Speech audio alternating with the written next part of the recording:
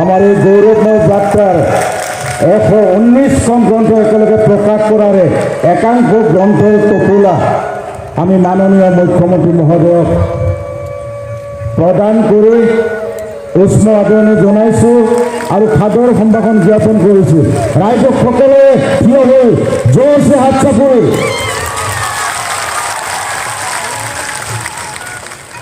উৰ্গীৰ আশ্ৰম নমস্কাৰ। নাৰং দৌমা ডাকায়ান নেমেতে না আপোনালোকৰ ভালে আছে? সকলো আছে নে নাই? চব ভাল পুৰা?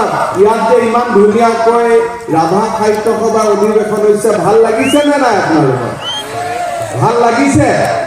একদম পিছফালৰ কাৰো ভালে লাগে নাই নেকি? লাগিছে নে নাই? সকলোৰে ভাল? এতিয়া ইমান 50 বছৰ অধিৱেশন হৈছে, মনটো ভাল লাগি থাকিব লাগে, হয়নে নহয়?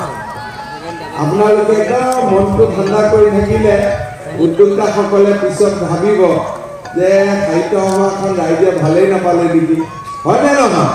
সেইকাৰণে আপোনালোকে একদম পুৰা আজি গোটেই কাৰ্যসূচীখিনি উপভোগ কৰিব। মই অকণমান সোনকালে যামগৈ, কোকৰাঝাৰলৈকে যাব লাগে, কিন্তু মোৰ পিছত আমাৰ টংকেশ্বৰ ৰাভা ডাঙৰীয়াকে আদি কৰি পৃথ্বীৰাজ ৰাভা সকলোৱে বক্তব্য দিব। আপোনালোক সকলোৱে ভালকৈ শুনিব। অসমৰ অন্যতম ভূমিপুত্ৰ ৰাভা জনগোষ্ঠীৰ ঐতিহ্য আৰু বুৰঞ্জী আৰু সমসাময়িক চেতনাবোধক প্ৰগাঢ় কৰি তোলা ৰাজ্যখনৰ এক মহান জাতীয় অনুষ্ঠান হৈছে নিখিল ৰাভা সাহিত্য সভা। ৰাভা সাহিত্য সভাই জন্ম লগ্নৰে পৰা জনগোষ্ঠীটোৰ ভাষা সাহিত্যৰ বিকাশৰ দিশত লৈ অহা শক্তিশালী ভূমিকা